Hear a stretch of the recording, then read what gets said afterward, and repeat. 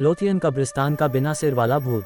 ये दिल्ली के ईसाई समुदाय का सबसे पुराना कब्रिस्तान है, जिनके सदस्यों को 1808 और 1867 के बीच यहाँ दफनाया गया था।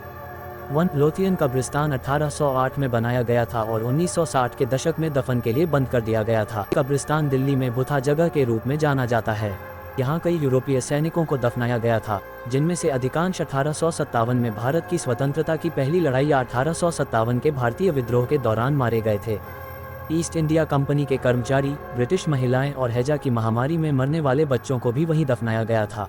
हालांकि कब्रिस्तान भारतीय पुरातत्व सर्वेक्षण के संरक्षण में है, लेकिन वर्तमान में ये जीर्ण शीर्ण अवस्था में देखा जाता है। लोथियन कब्रिस्तान से कई पौराणिक कहानियां जुड़ी हुई हैं। अफवाहें हैं कि एक ब्रिटिश अधिकारी सर निकोलस का भूत कब्रिस्तान में घूमता है। निकोलस को एक भारतीय महिला से प्यार हो गया, लेकिन उनकी शादी नहीं हो सकी।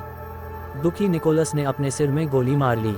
कुछ लोगों का मानना है कि बिना सिर वाला निकोलस उस महिला का नाम चिल्लाता है जिससे वह प्यार करता था और कब्रिस्तान में चलता है। हमारे बचपन के दिनों की लोकप्रिय कहानी याद है कि हमारा स्कूल कब्रिस्तान पर बना है। मुझे यकीन है कि आप में से मेरे जैसे कई लोगों ने इसे सच माना होगा।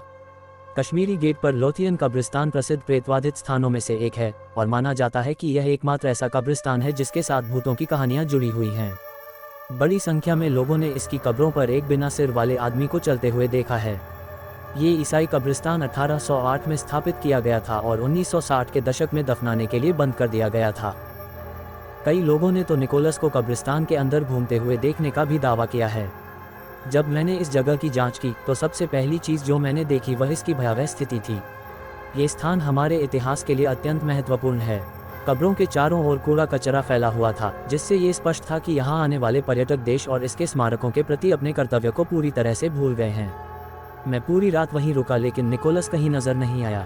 आराम से रहने वाले जोड़े, शराब पीने के लिए जगह तलाशते शराबी और उन्हें रोकने की कोशिश करती पुलिस मिली। अगर निकोलस वहां होता तो भी अब तक ये सब देखकर भाग चुका होता। अपनी पूरी जांच के दौरान मुझे दावों में रत्ती भर भी सच्चाई नहीं मिली। इस स्थान का सबसे डरावना हिस्सा निकोलस नहीं है, बल्कि वे लोग हैं जो यहाँ आते हैं और कहानियाँ बनाते हैं। जब अंधविश्वासों की बात आती है तो हम टाइम बम पर बैठे होते हैं।